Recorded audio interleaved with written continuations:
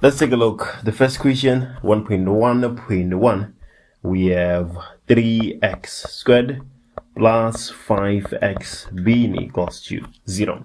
We needed to solve for x for 2 marks. It's quite obvious what we need to do in this question. We need to take x as a common factor. If we do that, we're going to have x multiplied by 3x plus 5 being equals to 0. Right. So if we are multiplying these two numbers, x or 3x plus 5, and the product is 0, it's either x is equals to 0 or 3x plus 5 is equals to 0. That is the only way you can multiply two numbers and get 0. One between the two numbers has to actually be equals to 0. So on the right hand side, we're going to then have 3x being equals to minus 5. So x is equals to minus 5 divided by 3. These two answers will be true for 3x squared plus 5x is equals to 0. So that is the first question, 1.1.1. Let's go ahead and take a look at 1.1.2, where we have 4x squared plus 3x minus 5 being equals to 0. The question says, let's round off our answers to correct to 2 decimal places. When the question says that, we know that we are about to use the quadratic formula. So let's go ahead and do that. 4 is A, 3 is B, and minus 5 is C in our general formula. So we're going to have x being equals to minus b plus or minus the square root of b squared minus 4ac divided by 2a. We are going to have x being equals to minus b plus or we're going to have x being equals to minus b. B is 3 plus or minus the square root of b squared. So b is 3, we have 3 squared minus 4. A is 4 and c is minus 5. Everything divided by 2a. A is 4 once more. So x is equals to, we just need to substitute that in our calculator. We're going to get x is equals to 0.8 or x is equals to. So I just need to substitute to change the plus sign with the minus sign. When I do that, I get minus 1.55. So there we go. These are our two values of x. I'm getting minus 0.04. So I'm convinced that my answers are correct. I'll round it off, so I'm not going to get exactly 0. But then if it is very close to 0, I'm gonna be convinced that whatever I did was correct. That is 1.1.2. Let's take a look at 1.1.3. We have x minus 1 squared minus 9 being greater or equals to 0. So let's go ahead and find our critical values from the get-go. If we do that, we're going to have x minus 1 squared minus 9 being greater or equals to 0. Well, when we find in our critical values, we will let these be equals to 0. Right. So x minus 1 squared, that is x squared minus 2x plus 1 minus 9 being equals to 0. So we have x squared minus 2x minus 8 being equals to 0. So let's factorize this.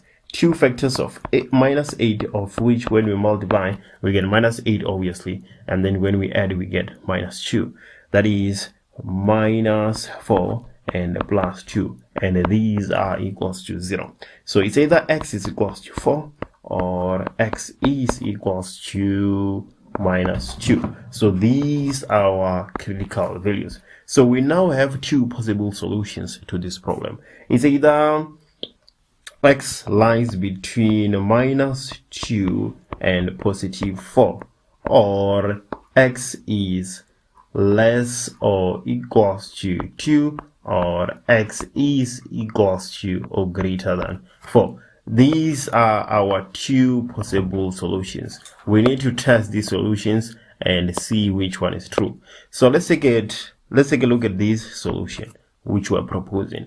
X is between minus 2 and 4. So 0 is between minus 2 and 4. So we can substitute 0 in our equation and see if our inequality is going to be satisfied. So let's go ahead and do that. We're going to have x minus 1 squared minus 9 being greater or equals to 0. So let's substitute 0 and see what happens. We're going to have 0 minus 1 squared minus 9 being greater or equals to 0. So minus 1 squared is 1. 1 minus 9 is greater than 0. So minus 8 is greater than 0. Well, we know that this is not true. Minus 8 is not greater or equals to 0. So this is our solution. This is our solution, and this is wrong. Right? So we can actually conclude and move to the following question. Alright, other people use other techniques, and that is totally fine. But at the end of the day, is either x is less or equals to 2 or x is greater than 5. We can try x is greater or equals to 4 by substituting 5. If we substitute 5, we get 5 minus 1 squared minus 9 is greater or equals to 0.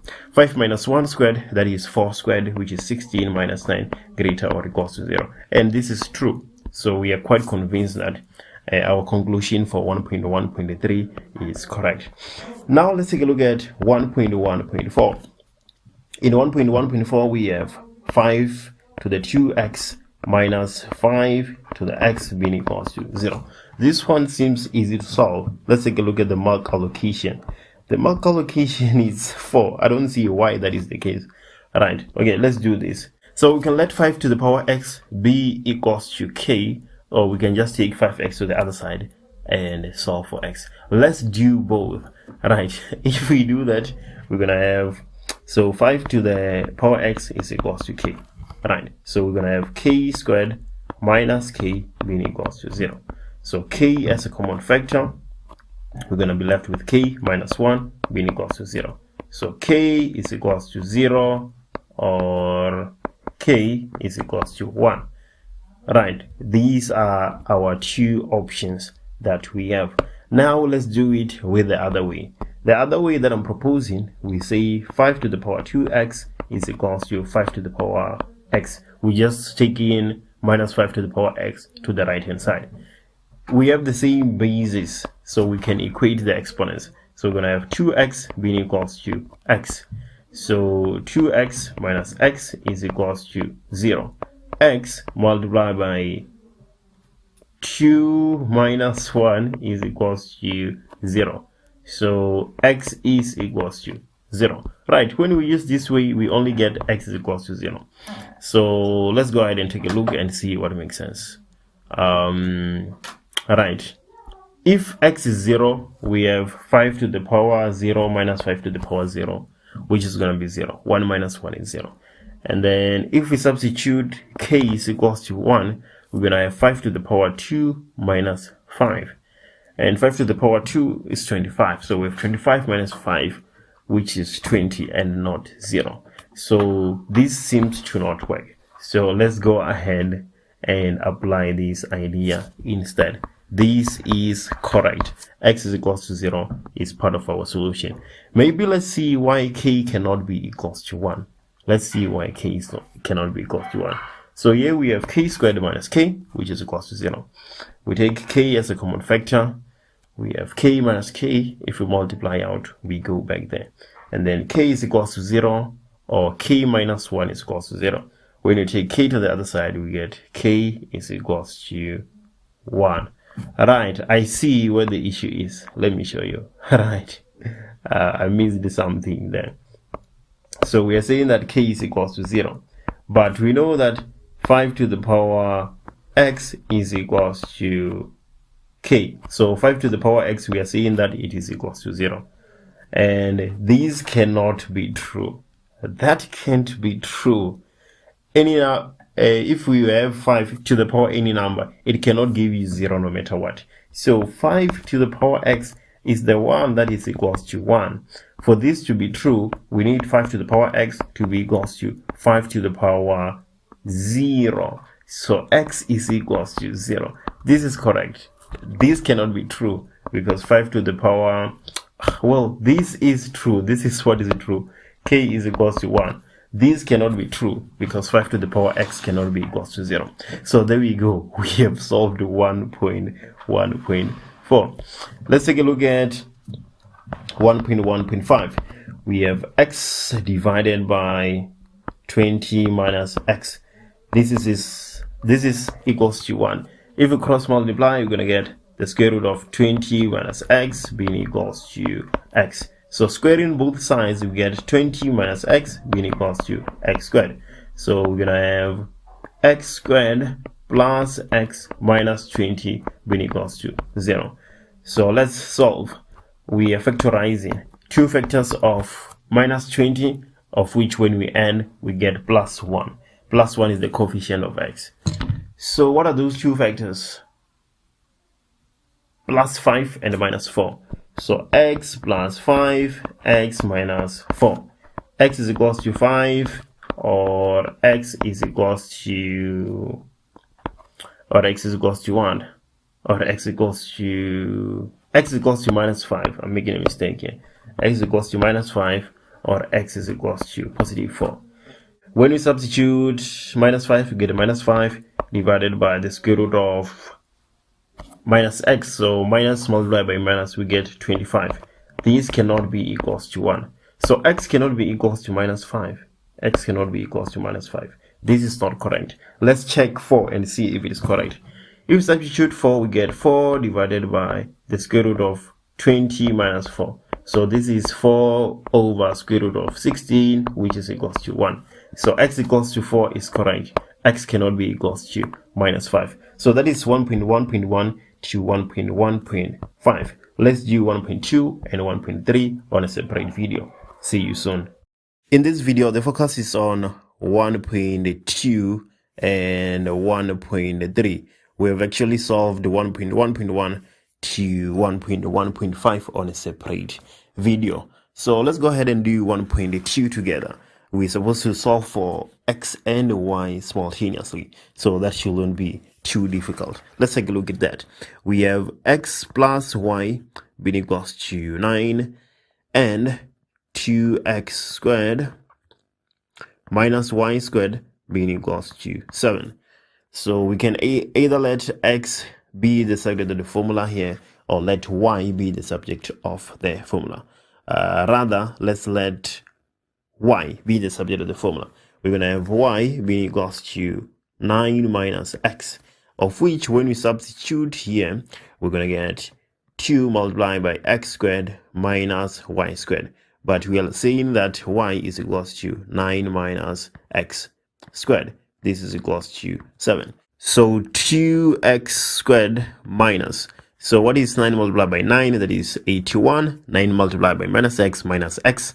You multiply that by 2, you get minus 18x. And then minus x multiplied by minus x. That is plus x squared. This is all equals to 7. So we're going to have 2x squared minus x. So that is x squared. And then minus, well, plus 18x when you take it out of the bracket. And then minus 81. We take 7 to the left hand side.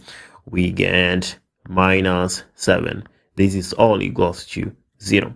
So we have x squared plus 18x minus 88 being equals to 0. So let's go ahead and see if we can actually factorize that. Two numbers, when we multiply, we get minus 88. When we add them, we get plus 18. We are getting x plus 22, x minus 4. If we add them, we're going to get minus 18. If we multiply them, we get minus 88. So that seems to work out. So x is equals to minus 22, or x is equals to 4. Right. So what is y equals to when x is equals to minus 22? We're going to have 9 minus x. X is minus 22 in this case. So that is 9 plus 22, which is 31. Right. Y is equals to 9 minus x. And in this case, x is 4. So what is 9 minus 4? That is 5. So there we go. These are our answers. X is equals to 22. X is equals to 4. X is equals to 31. Y is equals to 31, and then y is equals to 5. That is 1.3. We're just solving simultaneously. That shouldn't be too difficult. And now the question you've been waiting for, 1.3. We have an interesting case. P is equals to 1 minus a, and we have some t which is equals to 1 plus a multiplied by 1 plus a squared, 1 plus a to the 4 up until 1 plus a to the 512. So we want to determine the value of p multiplied by t in terms of a. Right, so what is p? P is 1 minus a. What is t? T is 1 plus a. So multiplication is commutative, so we don't care about the order really. Multiplied by 1 plus a squared multiplied by 1 plus a to the 4 up until 1 plus a to the 512. So let's take a look at this. What is 1 minus a multiplied by 1 plus a? That is the difference of two squares. So that will give us 1 minus a squared. So now this boils down to 1 minus a squared. And then we are left with 1 plus a squared multiplied by 1 plus a to the 4 up until 1 plus a to the 512. Again, let's take a look at this. 1 minus a squared multiplied by 1 plus a squared, different of two squares once more. So we have 1 minus a to the 4, that is the square, right? And then multiply by 1 plus a to the 4 up until 1 plus a to the 512. So this is gonna go on up until we have 1 minus a to the 512 multiplied by 1 plus a to the 512. This is again a difference of two squares, of which we can just write it as 1 minus a to the power 512 multiplied by 2, which is 1024. So this is p multiplied by t in terms of a. 1 minus a to the 1024. There we go. Which video do you want me to do next? Drop a comment. Should we go to question 2, 3, 4, or should we go to question 9? Let me know right now in the comments. See you in the next video. Let's just go ahead and do 2.1.1. So consider the geometric series 4 plus 2 plus 1 plus and a half. Does the series converge? Justify your answer. So what is the prerequisite for a series to converge? We need r to be between 1 and minus 1. When this is the case, our series is converging. And when that is not the case, it is divergent. So let's go ahead and see if it is going to be converging or diverging. We have r being equals to t2 divided by t1. That is r in a geometric series. So t2 we can take 2 and t1 we can take 4. Obviously 2 divided by 4, that is a half. A half lies between minus 1 and 1. So indeed this series converge. So it converges because r is equals to a half, which is between minus 1 and positive 1. So there we go. We have answered 2.1.1.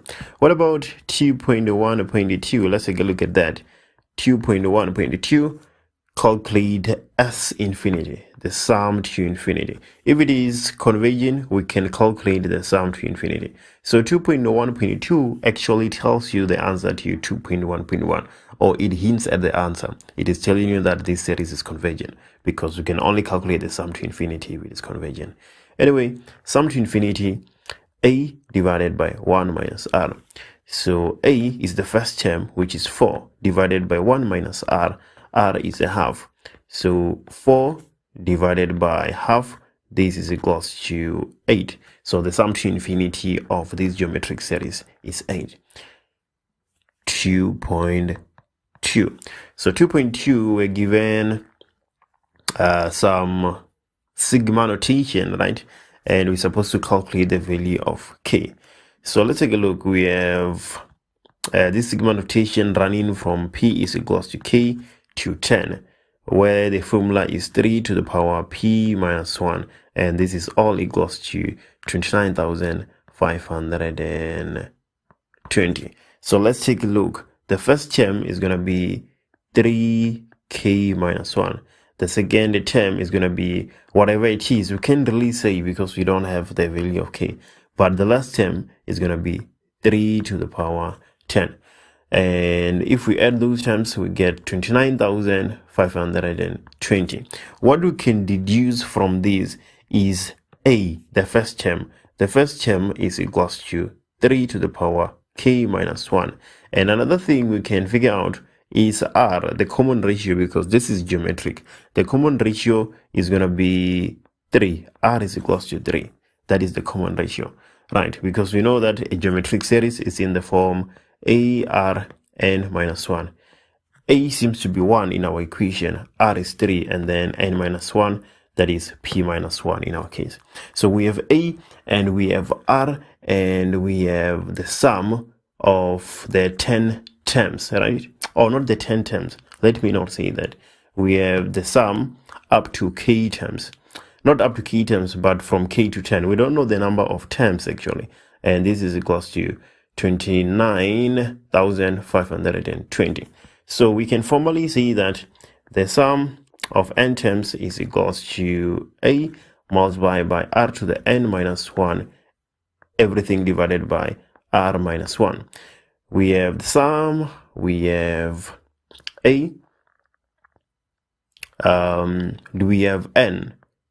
Let's calculate n then. N is equals to the number at the top, so 10 minus the number at the bottom, which is k, plus 1. This is the number of terms. So this will boil down to 11 minus k. So there we go. This is the value of n, the number of terms. Let's go ahead and finally substitute. We're going to have 29,520 being equals to a. A is the first term, so this is 3k minus 1 multiplied by r to the power n. R is 3 and n is 11 minus k. Minus 1, everything divided by n minus 1. R minus 1, I mean, r is 3, so we have 3 minus 1. 3 minus 1 is 2, so if we cross multiply, we have 29,520 multiplied by 2. So this is 59,040 being equals to 3k minus 1 multiplied by 311 minus k minus 1. So let's multiply these by k and this, not by k, but by 3 to the power k minus 1. So 59,040 will be equals to, so 3, if we multiply numbers of the same base, we add the exponents. Let's just add it on the side. K minus 1 plus 11 minus k. K minus k, 0 minus 11 plus minus 1 plus 11, that is 10. So we actually have 3 to the power 10 minus 3k minus 1. So let's take 3 to the power 10 to the left hand side. We're going to have 59,040 minus 3 to the power 10 being equals to minus 3k to the minus 1. So 59,040 minus 3 to the power 10. 59,040 minus 3 to the power 10. I'm getting minus 9 being equals to minus 3k to the minus 1. So dividing both sides by minus 1, 9 is equals to 3k minus 1. We want to drop the bases and equate the exponents. So let's write 9 as 3 to the power 2 is equals to 3k minus 1. So 2 is equals to k minus 1. 3 is equals to k. There we go.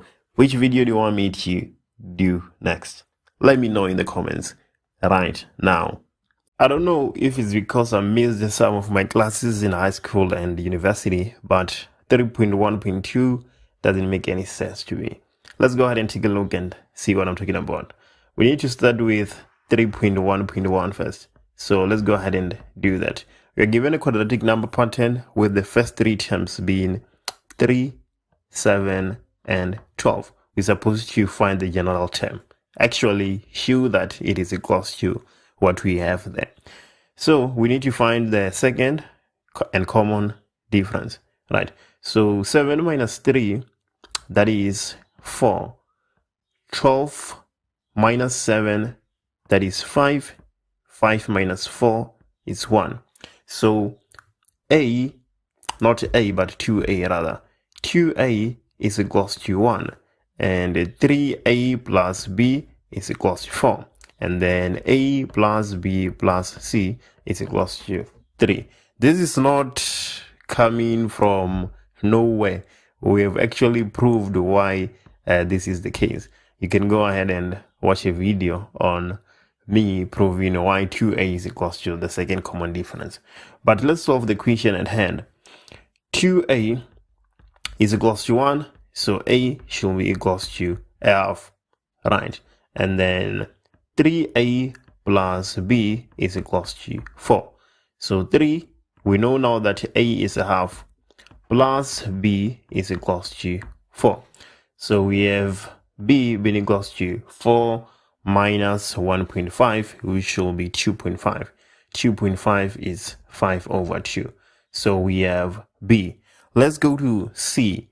A plus b plus c is all equals to 3. A is a half and b is 2.5 plus c is equals to 3. It should be easy to see that c is equals to 0. 3 minus 2.5 minus 0.5 will give you 0. So we have tn being equals to an squared plus bn plus c. A is a half, and then b is 5 over 2, and c is 0. So this is what we have. That is the general term. Alright, nothing complicated there. Sticking to the basics, we are very familiar to questions like this. Now let's take a look at 3.1.2. Right, so 3.1.2 on the other hand, what number must be added to tn minus 1 so that tn is equals to 1,000, not 1,000, but 13,527. What number must be added to tn minus 1 so that tn is equals to 13,527? Just leave a comment. Explain to me what this question is asking. I don't understand. I cannot figure out what this question wants us to do.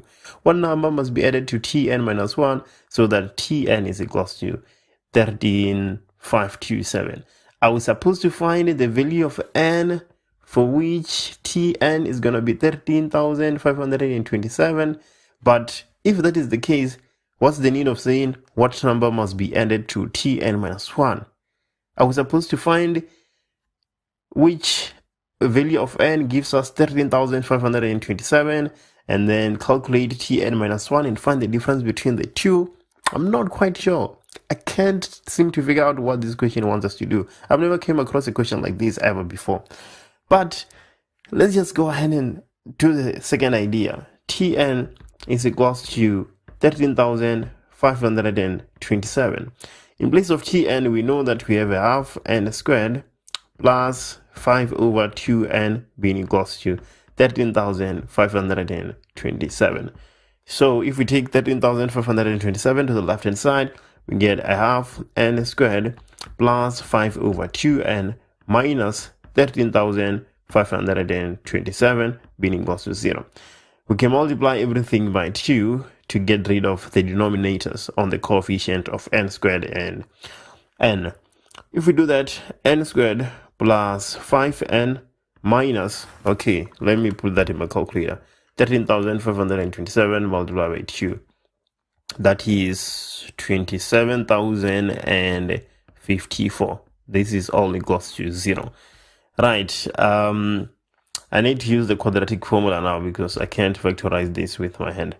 So n is equals to minus b plus or minus the square root of b squared, so that is 5 squared minus 4 AC. A is 1, C is minus 27,054.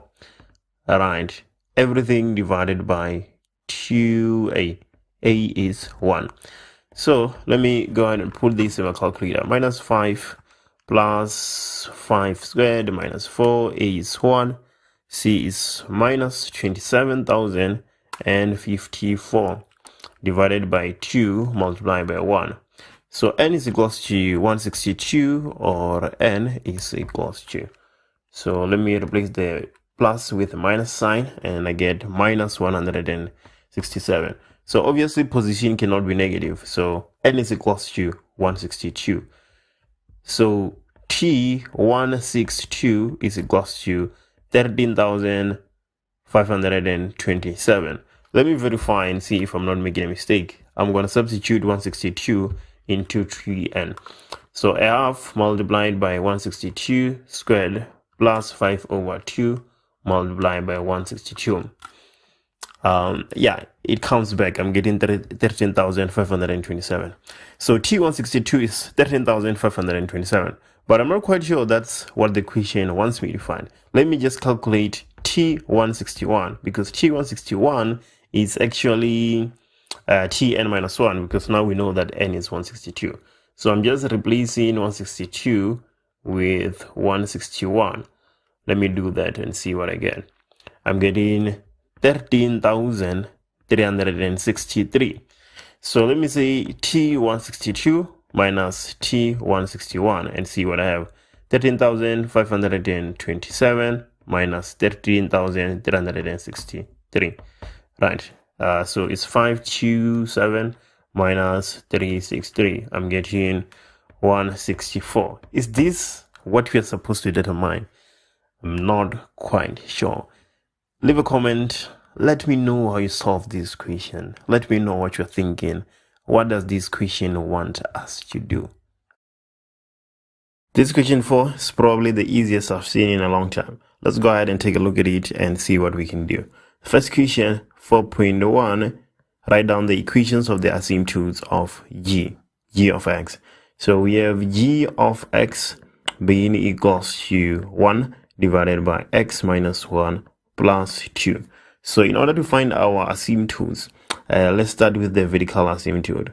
So vertical asymptote, we need to equate this denominator to 0, because we cannot divide by 0. So that value of x will be our asymptote.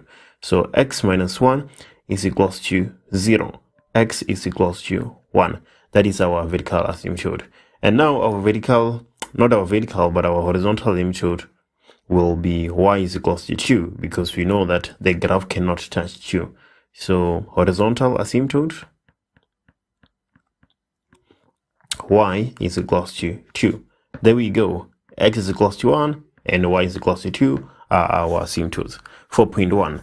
Let's take a look at 4.2. 4.2, draw a graph of g indicating any intercepts with the axis and asymptotes. Okay, we need to draw this graph. We already have the asymptotes, we just need the intercepts now. Let's start with the y-intercept. So y-intercept, we know that x is equals to 0. So we're going to have g of 0 being equals to 1 divided by 0 minus 1 plus 2. So 1 divided by minus 1, that is minus 1, plus 2 is positive 1. So our y-intercept is some coordinate, x is 0 and y is 1. Okay, let's move to the x-intercept, where now y is equals to 0. So we get 0 is equals to 1 divided by x minus 1 plus 2. We take 2 to the left hand side, minus 2 is equals to 1 divided by x minus 1. If we cross multiply, we're going to get minus 2x plus 2 is equals to 1. So minus 2x is equals to 1 minus 2, which is minus 1. So x is equals to a half. Our x-intercept, x is a half, and obviously y is 0. So we have our intercepts and our asymptotes. We can go ahead and sketch this graph. So let's go ahead and do that. So these are our axes. We have the y-axis and we have the x-axis. We now need to indicate our asymptotes. We have one asymptote at y is equals to 2. So y is equals to 2 somewhere here. And then we have the asymptote, the other asymptote. Let me check. X is equals to 1. So somewhere here we have the other asymptote. So there we go. We have our asymptotes. Now we need to sketch our graph. Well, we just need to locate our intercepts, and we're gonna see how our graph should look like. So the intercepts, we have 0 and 1 for the y-intercept. So 1, y is equals to 1 is somewhere here, right? Because our asymptote is at y is equals to 2. And then we have x is equals to a half. So a half should be somewhere here. That is all we need actually, because now we can sketch our parabola and it should look something like this, right?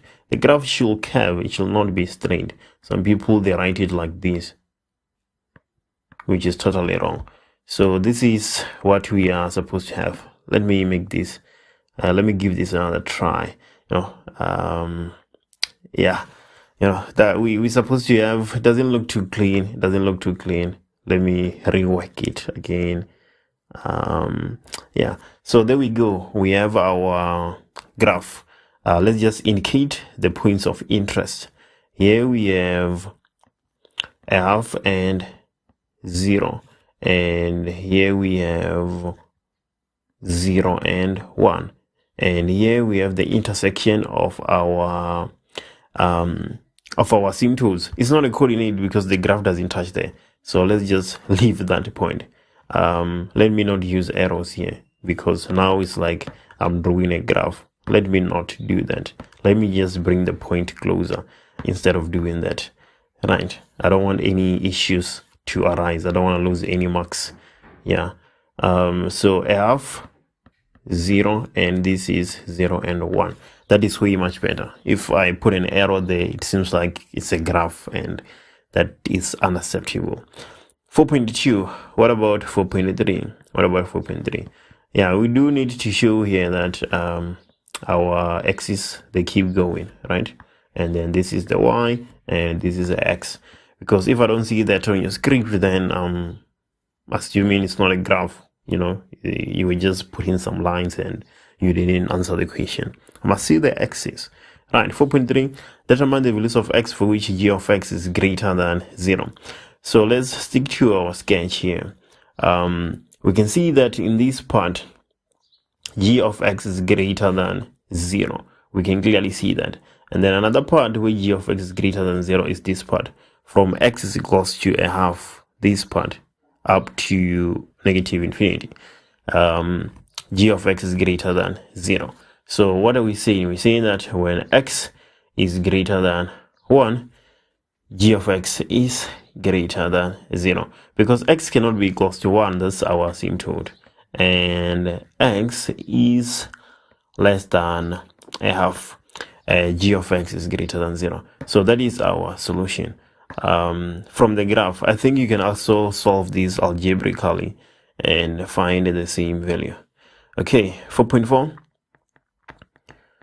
Determine the equation of the axis of symmetry of G, which has a negative gradient. Right, so the one that has a negative gradient is minus x plus c. If it had a positive gradient, it would be y is equals to x plus c. That's how it works. And then the point you substitute here is where your asymptotes intersect. Our asymptote, x is equals to 1 and y is equals to 2. This is the point we need to substitute in order to find this c on the axis of symmetry. Okay, of which when we do that, 2 is equals to minus 1 plus c. So 3 is equals to c. Y is equals to minus x plus 3. There we go. Which video do you want me to do next? Leave a comment and I'll do it right now. Write down the coordinates of P prime, the image of P on G. Let's go ahead and take a look and see what is happening. So in the diagram, the graphs of f of x is equals to log of x base a and g are drawn. Graph G is the reflection of f in the line y is equals to x. We need to make sense of that.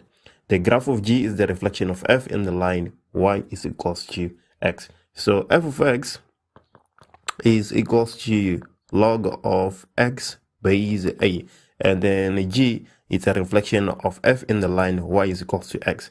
So for g, we have x being equals to log of y base a. So g is the inverse of f. We need to deduce that first before we can answer the other questions. Graph f passes through the point P of coordinates 2 and 4. We can clearly see that. And then Q is the x-intercept of f and r is the y-intercept of g. All right, let's go ahead and do 5.1. So 5.1, write down the coordinates of P prime, the image of P on G. So what an inverse does is that instead of having coordinates, we know that for P we have x, y. So because G is the inverse of f, for P prime, we're going to have y, x, right? So what is P? P has coordinates 4 and 2. And then for P prime, we're going to have coordinates 2 and 4. That's what an inverse does to an equation. There we go. That is 5.1. Let's take a look at 5.2. 5.2 says that let's show that a is equals to 2. We have f of x being equals to log of x base a. We want to show that x is equals to 2. How can we do that? We can substitute any point on f, right? We have p of coordinates 4 and 2. So let's substitute p. In substituting p, the y value is 2 and the x value is 4. And then we have a as our base. If we apply a log law, we're going to have a to the power 2 being equals to 4. We can always do that when we have log. And then a to the power 2 will be equals to 2 to the power 2. We drop the exponents. A is equals to 2. So there we go. We have showed fully well that a is equals to 2. 5.3 on the other hand, let's take a look at 5.3. Write down the equation of g in the form y is equals to. Like I've said, g is the inverse of f of x. So f of x is equals to, now that we know that a is equals to 2, we're going to have x and then the base is 2. So in order to find g of x, we need to swap x and y and solve for y. So the first step, swap x and y. So in place of y, we put x. And then in place of x, we put y. And then a is 2, I'm forgetting. And then now it's just a matter of solving for y. Obviously, the 2 is going to carry the x. We're going to have y being equals to 2 to the power x. And there we go. We have the equation of g of x. That is 5.3. 5.4, quite an interesting equation. Let's take a look. T is a point on f in the first quadrant, right? Where TR is parallel to the x-axis. T is somewhere here. T is somewhere there. Let me just join the 2 points. That is where T is located, because we need TR to be parallel to the x-axis. So T is somewhere here. And then let's hear the stories. Calculate the area of triangle RTP. We want the area of triangle RTP. P the inverse, right? Or P prime, the one we get when we reflect P on y is equals to x. Right, so let's see how we can possibly calculate that area. Let's zoom in here. So T, if it is parallel to the x-axis, if TR is parallel to the x-axis, then we know fully well that R and T, they have the same y value. But what is the y value of R? We know that R is the y-intercept of G. So G of x is equals to 2 to the power x. We are saying that R is the y-intercept of G. So y-intercept, will let x be equals to 0. 2 to the power 0 is 1. So the y-coordinate of R is 1 and the x-coordinate is 0. So here for R, we have, let me just make my pen a bit lighter.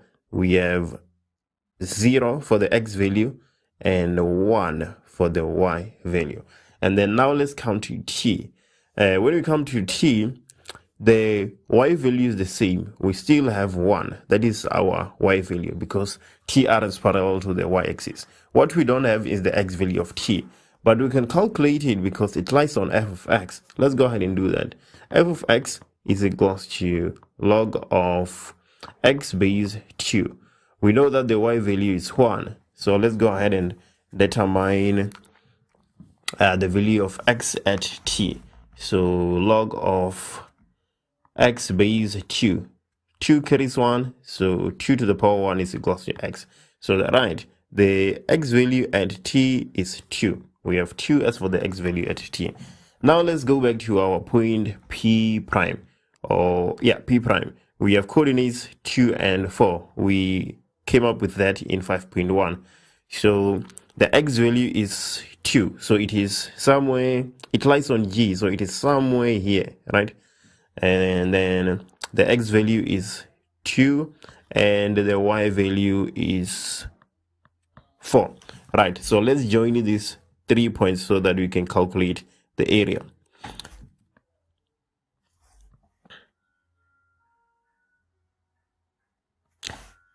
There we go. We have joined the 3 points. Obviously, here we're going to have an angle of 90 degrees. TR is parallel to the x-axis, and TP, we have T here, and here we have P.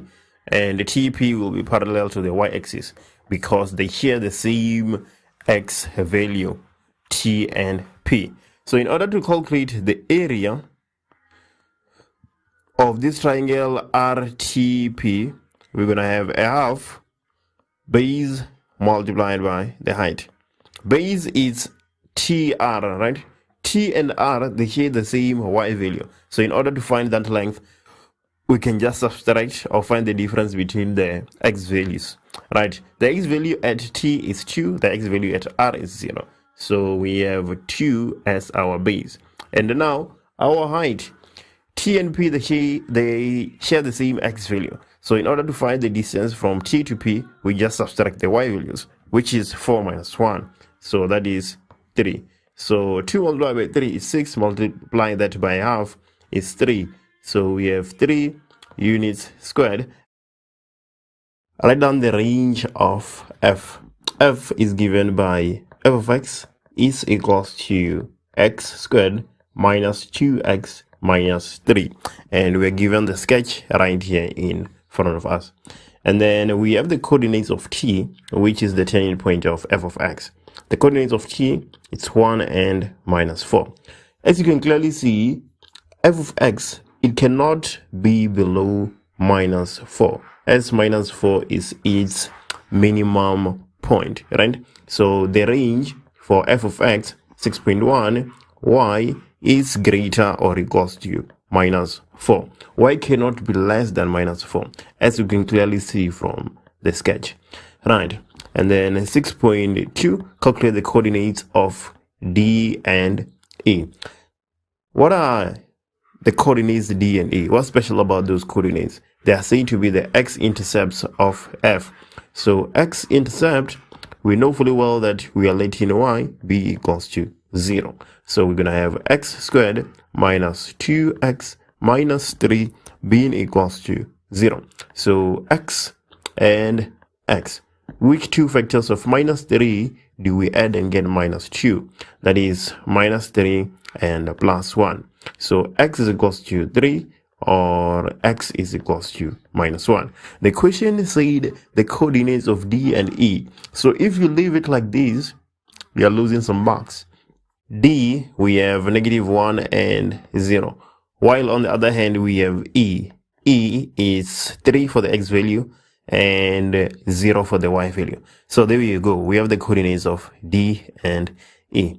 Let's take a look at 6.3. So 6.3, write down the equation of G, or determine, not write it down. Right, the equation of G.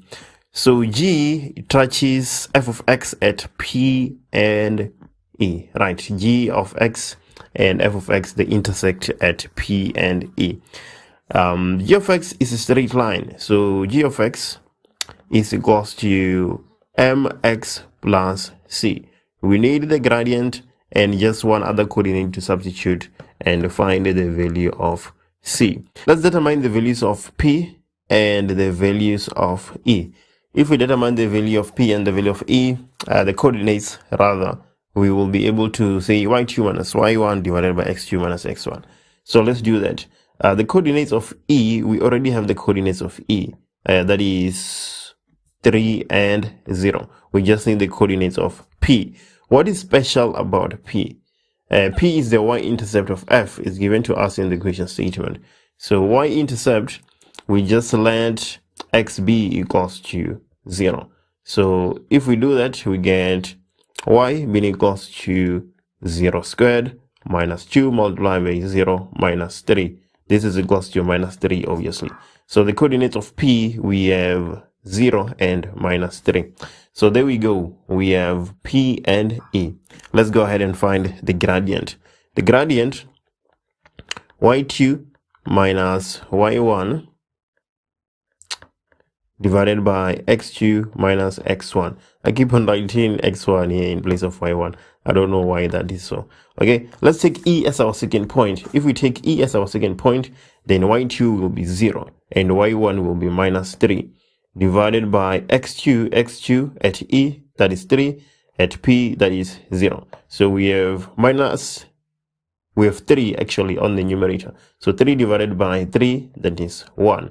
So at this point, we know that, I don't think that's going to fit. At this point, we know that g of x is equals to x plus c. Yeah, because the gradient is 1. And then now we can go ahead and substitute e or p. Let's substitute e because the values are positive. We are less likely to make a mistake there. If we do that, we're going to have y value is 0, x value is 3 plus c. So minus 3 is equals to c. So g of x is equals to x minus 3. There we go. That is 6.3. Let's take a look at 6.4. So 6.4, on the other hand, write down the coordinates of x for which f of x minus g of x is greater than 0. Well, you can answer this question as it is, or you can just write it as f of x is greater than g of x. We're just taking g of x to the right hand side. So now we're just looking for values of x for which the graph of f of x is above the graph of g of x, right? So let's see, from this point up to infinity, f of x is above g of x. And from this point up to negative infinity, f of x is above g of x. F of x is below g of x between p and e. But apart from that, f of x will be above g of x. Right, so what are those x value? When x is greater than 3, f of x is greater than g of x. That is the x value of e. And then when x is less than zero, not minus. When x is less than 0, then also f of x will be greater than g of x. That is all we need to do for that question. 6.4. Let's move to 6.5. I've been corrected by one of the viewers about 6.5. So this is actually the second version of this video and not the first one.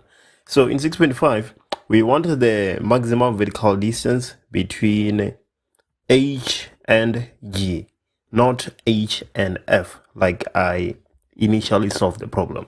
So we know that g of x is equals to x minus 3. We determine that above, right? And then h of x, on the other hand, it is equals to minus f of x. We just need to substitute f of x here. F of x is x squared minus 2x minus 3.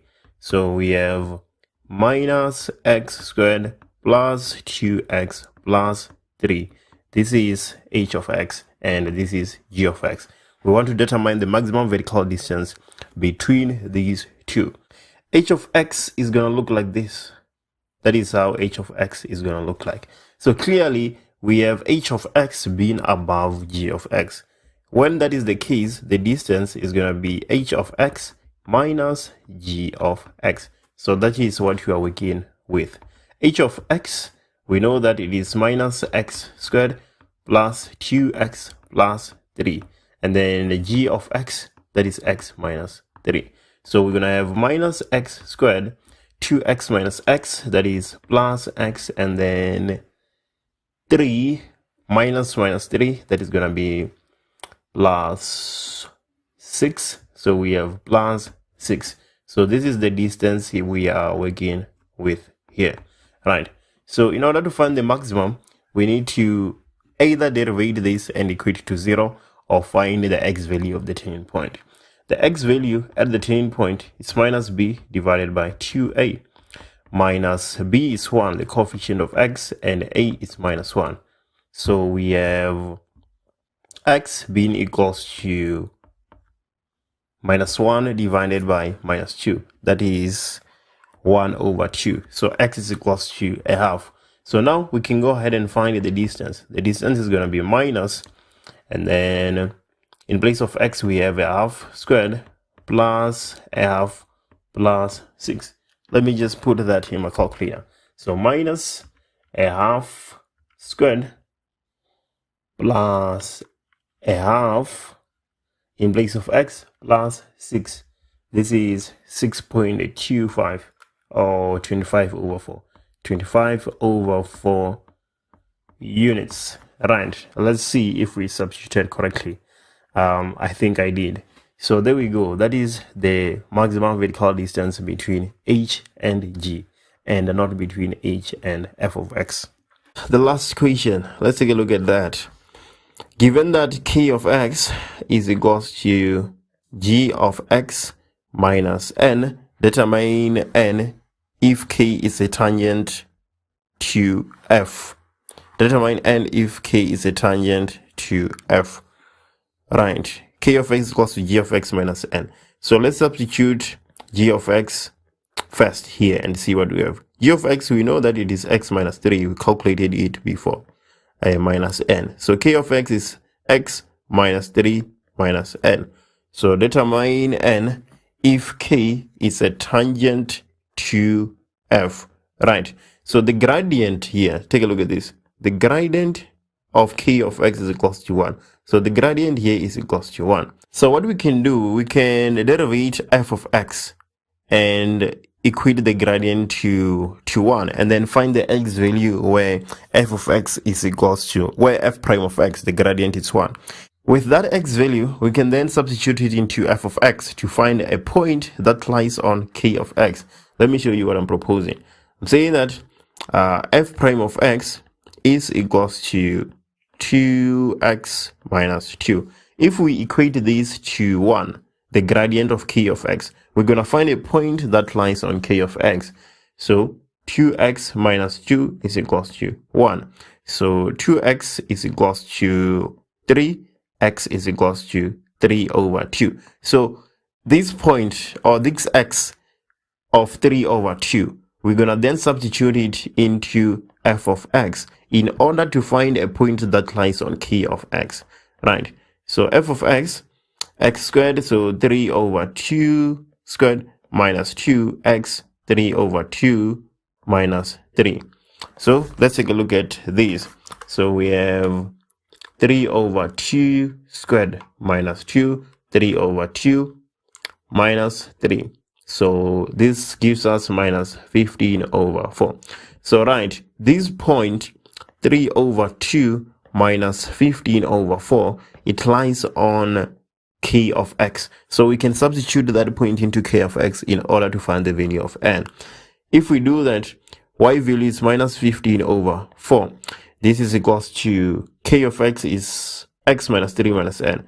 X is 3 over 2 minus 3 minus n. So we are very close to finding the value of n. minus 15 over 4 minus 3 over 2 plus 3 should be equals to minus n. So let me put that in my calculator. So minus 15 over 4 minus 3 over 2 plus 3 is minus 9 over 4. And this is equals to minus n. So 9 over 4 should be equals to n. So there we go. We have the value of n. We want to determine f prime of x from first principles if f of x is equals to 1 over x. So if we want to use first principles, we have f prime of x being equals to the limit as h tends to 0 of f of x plus h minus f of x, everything divided by h. So that is what we are working with there. Here we just substituting x plus h in terms of x. Here we just substituting f of x as it is, and we're dividing by h. Nothing hectic. So let's go ahead and substitute. So the limit as h tends to 0. So we're going to have 1 divided by x plus h. That is f of x plus h minus f of x itself, which is 1 over x, and then divided by h, right? So the limit as h tends to 0 is going to be 1 over x plus h minus 1 over x, everything divided by h, right? So let's go ahead and simplify the numerator. We're going to have the limit as h tends to 0 of so we want to give those two terms in the numerator the same denominator.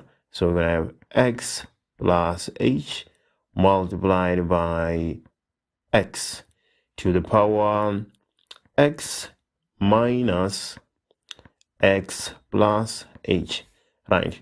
Everything divided by h. So let's go ahead and solve that numerator even further. So x minus x, that is 0, and then we are left with minus h divided by x multiplied by x, that is x squared, and then h multiplied by x, that is plus xh, everything divided by h. Instead of dividing by h, we can multiply by 1 over h. So let's do that. So we multiplying these by 1 over h instead of just dividing by h. Should be easy to see that h and h can cancel out. If we cancel out h and h, we are left with the limit as h tends to 0 of minus 1 divided by x squared plus xh. Let's let h tend to 0. If we do that, we're going to be left with minus 1 divided by x squared. We are letting x tend to 0, and this is f prime of x. When we use first principles, we can actually test it out and see if it is correct using the power rule. So let's see. If we were to use the power rule, we would write 1 over x as x to the minus 1, of which when we derivate, we're going to get minus 1 x to the minus 2, which is the same as minus 1 divided by x squared. So we are quite convinced that what we did using first principle is correct, because we get the same answer using the power rule. That is 8.1, 5 marks. Yeah, it is a unique one. Most of the time we just have 2x squared plus 4, something very easy, but this one, it is quite unique, but still doable, right? 8.1, let's move to 8.2. So 8.2, we want to 8.2.1 to be specific, we want to determine dx of some square root of 4x to the 6 plus square root of 2x squared. So what can we do here? First of all, let's just simplify this and write it in a format of which we're going to be able to derivate. So dx, right? I'm still carrying that dx because I'm not derivating it. I just want to rewrite that in a better way. So square root is the same as 1 over 2, right? So let me change that to 1 over 2. Let me open this bracket first, and then 4x to the power 6 under the same square root. This is the same as 4x to the power 6, everything to the power half, plus square root of 2 is square root of 2. There is nothing further we can do there. I don't think we can further simplify it to anything else, right? So dx, I'm not yet ready to derivate yet. I'm still rewriting this. So 4x to the power, not 4x, but 4 to the power half is 2. And then x to the power 6 to the power half is 3. So we have 2 x to the power 3 here, plus the square root of 2x squared. I think I am now ready to derivate. When I'm ready to derivate, I'm going to then say equals 2, because now I'm derivating. How do I derivate 2x to the power 3? I'm using the power rule. So the exponent multiplies the coefficient. We get 6x, and then we subtract 1, right? That is the power rule. So 6x squared. And then plus the exponent multiplies the coefficient. So we have 2 square root of 2, and then we subtract 1. We are left with x. All right, let me check and see if I'm not making a mistake. But it all seems well. So let me see. 4x to the power 6 square roots. I get 2x to the power 3. That seems to be fine. Here I don't have to change anything. And then I derivate. 4 to the power a half is 2. X to the power 3, everything to the power a half, which will be, seems to be well. That is 8.2.1. Let's take a look at 8.2.2. So 8.2.2, we want g prime of x. If g of x is equals to, let's take a look, 3x to the power 4 minus 4x squared plus 6 divided by x squared, right? So it's easy to see that we cannot take a common factor on the numerator that will cancel out this x squared, because most of the time when we have something like this, that is the approach, but it doesn't seem like it's gonna work here. But let me show you what we are gonna do, right? So g of x, we are rewriting it, right? Is equals to what do we have? 3x to the power 4 minus 4x squared plus 6 multiplied by 1 over x2, right? Let me show you something. 1 over x2, it is the same as x to the minus 2, right? So instead of 1 over x2, let's change it and write x to the minus 2. So x to the minus 2. Yeah, we can actually check if 1 over x2 is equals to x to the minus 2. We can substitute 7 on both sides. When I substitute 7 on the left hand side, I get 1 over 49. And then when I substitute 7 on the right hand side, I get 1 over 49. So that is true. So now it's just a matter of multiplying all the terms with x to the minus 2. So let's go ahead and do that. We still have g of x. We're not yet ready to derivate. So multiplying 3x to the power 4 by x to the minus 2, we're going to have 3x, and then we add the exponents, 4 and minus 2. 4 and minus 2 is plus 2. So there we go. And then minus 4. Again, we are adding the exponents. Minus 4, not minus 4, but 2 plus minus 2 is 0. So we have x to the power 0, which is 1. So x disappears there. Well, it doesn't disappear, just cancels out.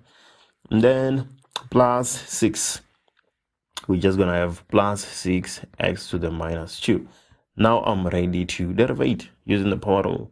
So g prime of x will be equals to the exponent multiplies the coefficient. We get 6x, and then we subtract 1.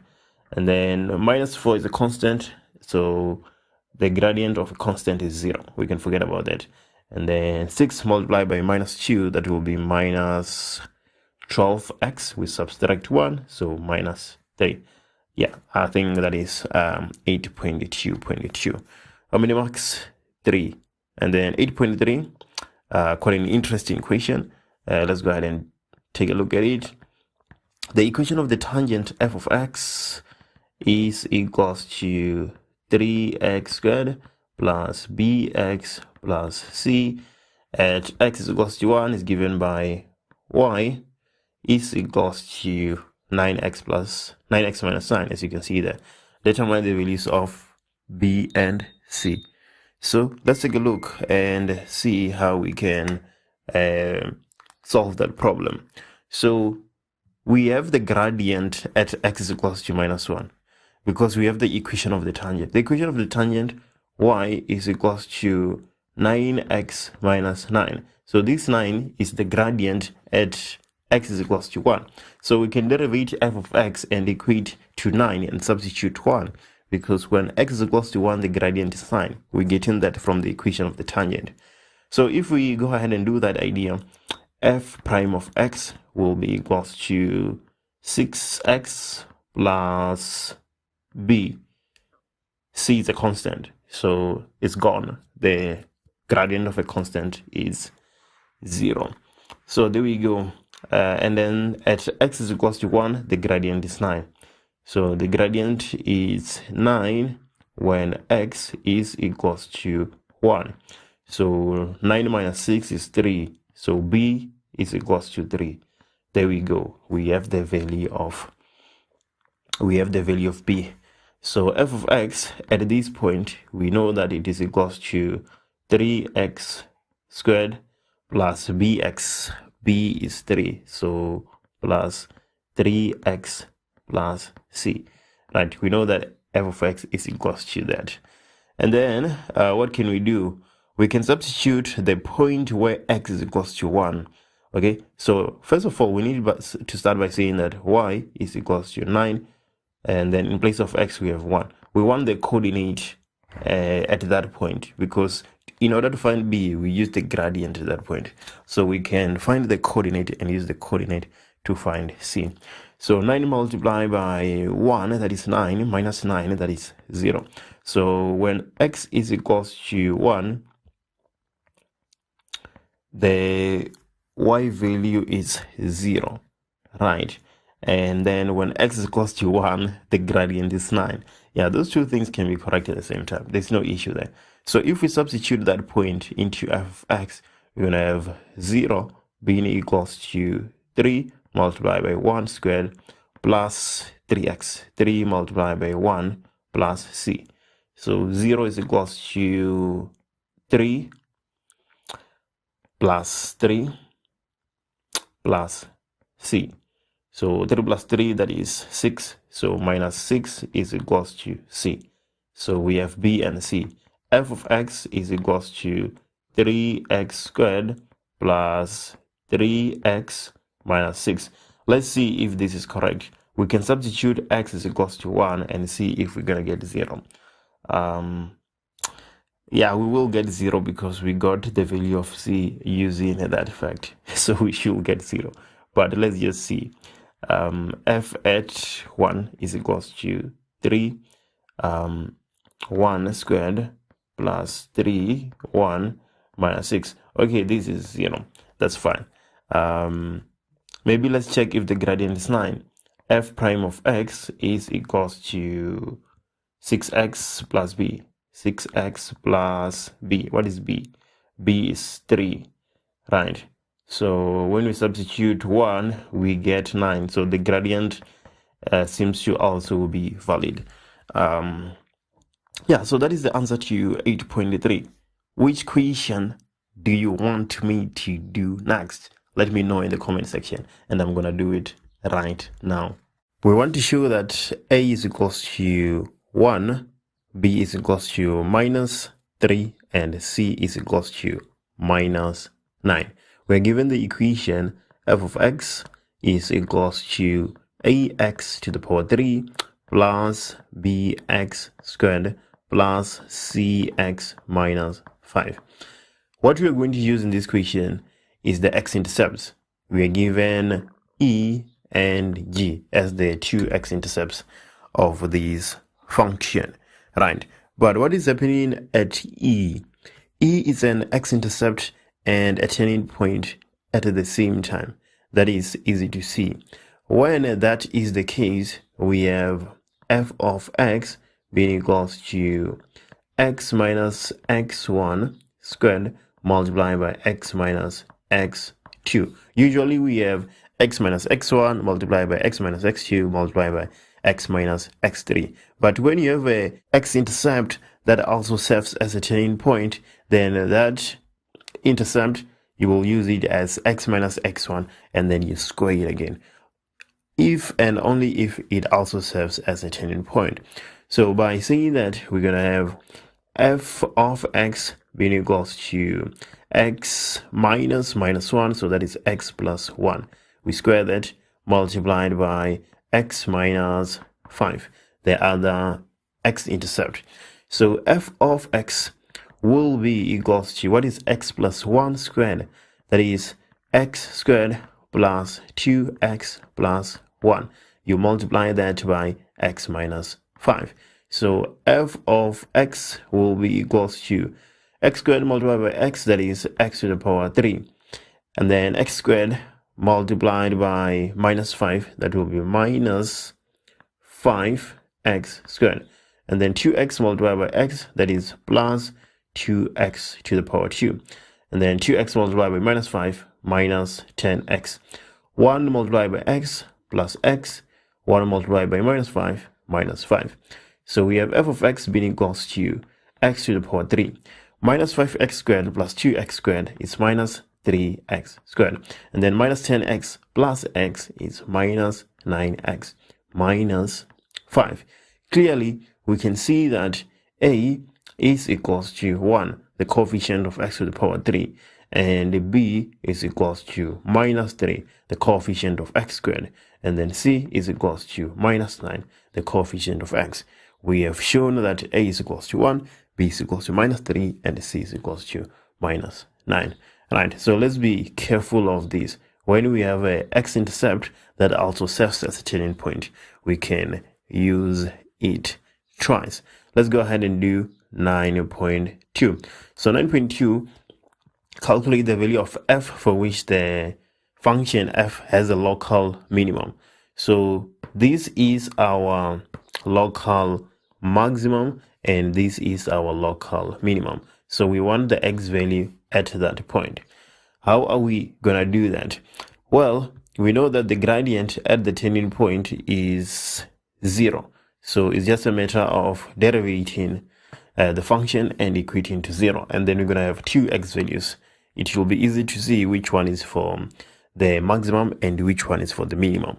Because the one at the maximum, the x value should be negative, right? We already have it. We know that it is minus 1. We're just looking for the x value at the minimum. So let's go ahead and do that. F prime of x, we're derivating. We're going to get 3x squared. We're derivating this function, right? Because now we have the value of a, b, and c. So 3x squared minus, is that going to be minus 10x? Not minus 10x, but minus 6x minus 9. And then in order to find the x value at the minimum and the maximum, we equate these to 0. We can take a common factor of 3, obviously, and multiply by it on both sides. We're going to be having x squared minus 2x minus 3 being equals to 0. So let's go ahead and factorize this. 2 factors of minus 3, of which when we add we get minus 2. That is minus 3 and plus 1. Right, so x is equals to 3 or x is equals to minus 1. We know that x is equals to minus 1 at the maximum. So at the minimum, x is equals to 3. This is what we are looking for. This is the x value at the minimum. So here we have minus, minus 3 at the local minimum. So right, that is how you can find the x values at the local maximum and minimum. Okay, 9.3, Use the graph to determine the values of x for which the second derivative of x multiplied by f of x will be greater than 0. We're supposed to use the graph and the graph only. I'm not sure about how we can do that, but take a look at this idea. F prime of x, we know fully well that it is equals to 3x squared minus 6x minus 9. I'm getting it from here. So if we find the second derivative, we're going to have 6x minus 6. So this is the second derivative. Okay, let's find the intercepts of this second derivative. I want to find the intercepts because I want to sketch it and show you something. So let's just say y is equals to 6x minus 6. If we let x be equals to 0, y will be equals to minus 6. And then on the other side, if we let y be equals to 0, let's find out what x is going to be equals to. X is going to be equals to 1 because 6 minus 6 is 0. So x needs to be 1 there. So these are our intercepts. Let me show you what I want to do with those intercepts. So I'm going to come to a graph here and sketch that the second derivative, 6x minus 6. I know that I have an intercept somewhere here at minus 6 and somewhere here at 1. So I can go ahead and sketch my graph. Let me do that. Okay, right. Yes, my ruler, and I'm about to sketch that graph. So let me use a lighter pen, and let's see. Yeah, lighter in terms of the thickness, not in terms of the color. So this is the second derivative. If we sketch it, it looks like that. This is going to simplify our problem because we are looking for values of x for which the second derivative multiplied by f of x will be greater than 0. Right, so we need both of them to be greater than 0, or we need both of them to be less than 0. One between the two, because if they're both negative and you multiply them, greater than 0. If they're both positive and you multiply them, greater than 0. So right, let's go ahead and see what that will turn out like. Okay, take a look at this. From positive 1 up until negative infinity, y is less than 0. The second derivative is less than 0. The same is true with f of x. It is also less than 0. So they're both negative, meaning that we can actually, if we multiply the two, our answer is going to be positive. So we're saying that from minus infinity to positive 1, these two functions are both negative. So our condition is satisfied. But take a look at something. At x is equals to minus 1, f of x is actually equals to 0. And we need our product to be greater than 0, not greater or equals to. So let's see here that we need x to not be equals to minus 1. If x is equals to minus 1, we're going to experience some issues. So there we go. That is the first part of our solution. Let's take a look at from 1 to positive infinity. From 1 to positive infinity, it should be easy to see that from 1 to 5, y, or the second derivative, it is positive, right? But f of x is negative from 1 to 5. So 1 is positive, 1 is negative. Our condition is not satisfied. So that cannot be part of our solution. But let's take a look at from 5 to infinity. From 5 to infinity, we don't have any issues. Both of them are positive. So from 5 to infinity, our condition is satisfied. We are not including 5 because f of x is 0 when x is equals to 5. So we cannot include 5 as part of our solution because we need our product to be greater than 0 and not equals to 0. So this is our solution for 9.2. 3. I don't know how you can deduce this without actually finding the second derivative. There's probably some technique, you can't really memorize all methods in maths, right? You just need to pick that which is, you're comfortable with and which will work all the time. So somebody can propose something else and still get the same answer, and that is totally fine. So yeah, that is 9.3. Let's go ahead and do 9.4. So in 9.4, let's take a look. For which values of t will the graph of p of x be equals to f of x plus t have two distinct positive roots and one negative root? We solved a problem like this a couple of years ago. I think 2 years back or 3 years back. Can't remember. I've been doing this for some time now. But let's go ahead and take a look and see what is happening here. So p of x is equals to f of x plus t. So this t is essentially shifting f of x upwards or downwards, depending on what you're trying to achieve. So we want to shift f of x such that you're going to have two distinct positive roots and one negative root. So let me show you what we can do then. Let me show you what we can do. I just need to erase all of this now, right? So that is erased, and now let me trace this function, right? You're gonna see why I'm doing this. Just let me cook. So right, there we go. So take a look at this.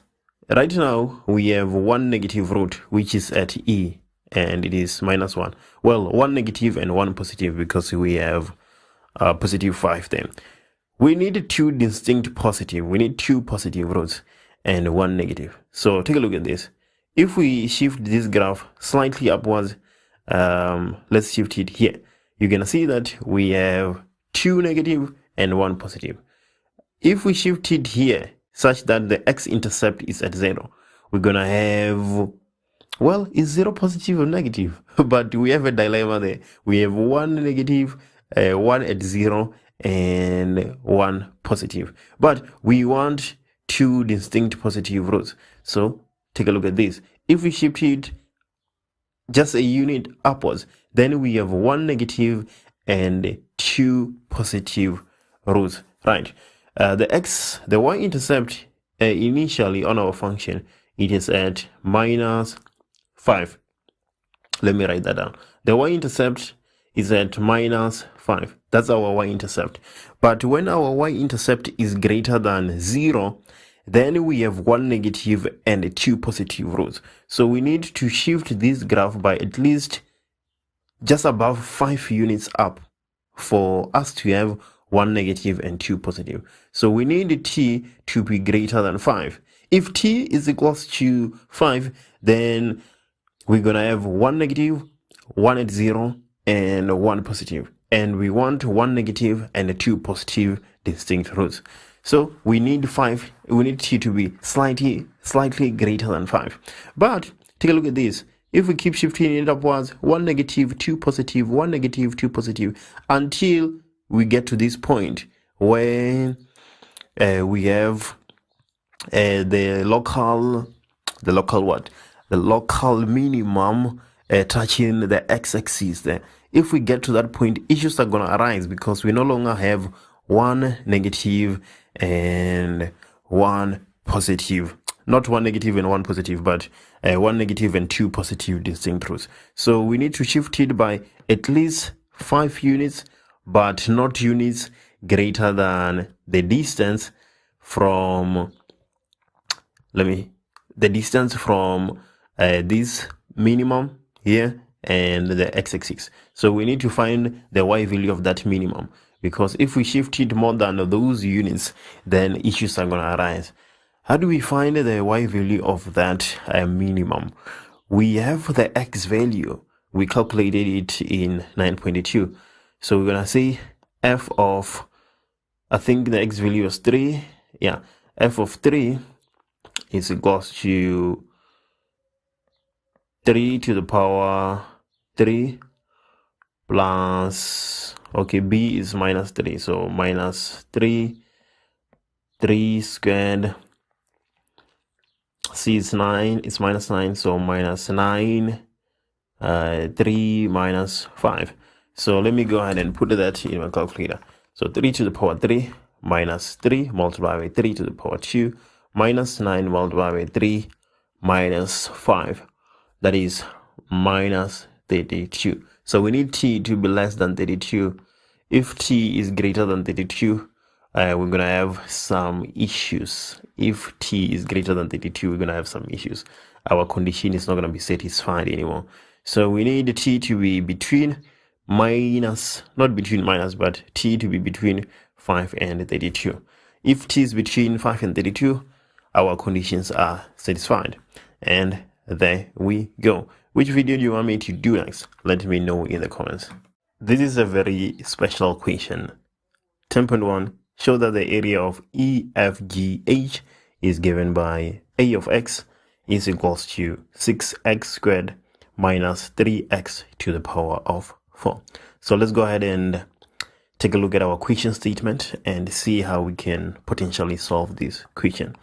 So let me denote that EFGH is a rectangle, as you can clearly see, right? And then HE is produced x to the power 2 centimeters to n, and EH is produced x to the power 2 centimeters to p.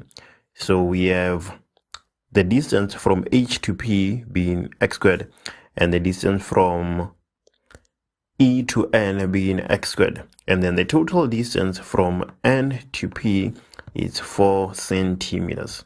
That's what we have, right? Let me just erase this. So that is the information we have. It goes on to say that PG is produced at M to form an isosceles triangle MNP with NM is equals to MP. So NM, this side, is equals to this side, right? So if we have K on this side, we also have K on this side, right? Some K units. Let's carry on. And then MD is parallel to NP. We have an angle of 90 degrees there that shows that clearly, right? And then what else do we have? NP is 4 centimeters. We can see that from the sketch, and MD is 3 centimeters. So maybe let's write this 3 centimeters right there, because MD is 3 centimeters. If from N to P is 4 centimeters, then from N to D is 2 centimeters. This here is 2 centimeters. Is it centimeters? Yes, it is. And then from D to P is also 2 centimeters. There we go. Let's see how we can solve this problem. We want the area of EFGH. So we know that the area it's wanted in terms of x will be equals to the length multiplied by the breadth. So do we have the length? The length will be our base. Okay, let's take a look. The length is E to H. So E to H from here at E to H. E to H will be equals to 4, the total length from N to P, minus x squared, N to E, and then minus x squared once more. So E to H will be 4 minus 2x squared. That is the length. So we have 4 minus 2x squared. So all we need now is just the breadth, and we have solved our problem. We have the area in terms of x. So let's get rid of this, and or maybe we need to include this in as part of our solution, you would think. So let's leave that there. Maybe we can put it before the actual formula for the area. Let's put it up there, right? Because how did we get the length? We need to show that. So we have our length, we just need our breadth. Let's go ahead and take a look at how we're gonna do that. So let me erase this. We have the length of EH now. We just need the length of either EF or the length of GH. Those are the two things that we need. If we get that, then we are sorted. We are good to go. We are going to use the fact that NEF is similar to triangle NDM. In what way? Let me show you. In NDM, we have these 90 degrees here, right? And then in NEF, we have this 90 right here. So we have two angles that are equal to each other. And then they share this angle. This is a common angle between the two triangles. So what can we say? We can say that triangle NEF is similar to triangle NDM. These two triangles are similar because we have three angles that are equal to each other. Two pairs are equal to each other, so the third angle is upon us. Right, so that's what we have. Those two triangles are similar to each other. If these two triangles are similar to each other, then we can say that NE divided by ND is equals to EF divided by DM. We can see that if the two triangles are similar to each other. So let's go ahead and say that. We're saying that NE, we can just say NE divided by EF is equals to ND divided by DM, right? So what is NE? NE is x squared. What is EF? EF is B, what we are looking for, the breadth. This is equals to ND. ND is 2 centimeters and DM is 3 centimeters. So we can find the breadth. So we're going to have 2B being equals to 3x squared, right? So B is equals to 3x squared over 2. So there we go. In place of B, we can replace that with 3x squared over 2. So A, the area in terms of x, let me just copy that here. 4 minus 2x squared multiplied by 3x squared divided by 2. Right. So A of x will be equals to 4 multiplied by 3 over 2. So that is 4 multiplied by 12, which is 4 multiplied by 3, which is 12. I'm already doing the calculation in my head. And then divided by 2 should be 6. So we have 6x squared minus 2 multiplied by 3 over 2. 2 and 2 will cancel out. So we're going to have minus 3x to the power 4, because x squared multiplied by x squared will be x to the power 4. So there we go. We have the area of our rectangle EFGH. We are using the fact that the two triangles are similar and proportionality therefore. Right. I wonder if there's another way we can actually solve this question without using the mere fact that the two triangles are similar. But anyway, just let me know in the comments if you use any other alternative way. That is 10.1. Let's take a look at 10.2. So 10.2 says that let's calculate the maximum area of triangle EFGH. This is the easy equation between the two. What is hard is actually finding the area of the rectangle. After you do that, it becomes quite easy to find the maximum. We know exactly what we are going to do. We're going to derivate and we're going to equate to 0. So A prime of x, let's derivate from the get-go, will be equals to 12x. And then 3x to the power 4. If we derivate 3 multiplied by 4, that gives us 12, and then x to the power 3. So we need 12x minus 12x to the 3 to be equals to, we need that to be equals to 0. We derivate and we want to find the maximum. Alright, so how do we solve this? We can take x as a common factor. That becomes pretty much clear. Yes, we can take x, or we can take 12x. Let's take 12x as a common factor. 12x, we're going to be left with 1 minus x to the power 2 being equals to 0. So 12x is equals to 0. So here we are saying x is equals to 0, right? And then 1 minus x squared is equals to 0. So minus x squared is equals to minus 1. So we are saying that x squared is equals to 1. If we take square roots on both sides, x is equals to 1 or x is equals to minus 1. So we have two, we have 3, but let's focus on the 2. We have 2 possible answers here. X is equals to 0 and x is equals to 1 or minus 1. We can actually test it out and see which one is going to be the correct answer between these two. Let's substitute 0 into a of x. A of x will be, well, we're substituting 0, so we're going to have a of 0 being equals to 6 multiplied by 0 squared minus 3 multiplied by 0 to the power 4. Well, this will give us 0. I don't think that will be our maximum. Rather, it can be our minimum. Right, I don't think that is going to be our maximum. Okay, so when you substitute x is equals to 0, we get 0. Let's substitute x is equals to 1, which will give us the same answer as x is equals to minus 1. So when x is 1, 6 1 squared, not 619, but 6 1 squared, and then 3, x is 1, everything to the power 4. So 6 1 squared, that is 1, so we have 6 minus 1 to the power 4, that is just 1, and then we get 3 centimeter squared.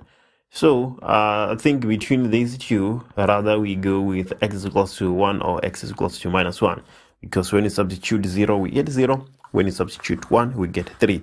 I wonder if there's any other value that will give us more than 3. Let me know what you think about this question. I think it was very interesting, more especially 10.1. Which video shall I do next? Let me know in the comments. Here we go.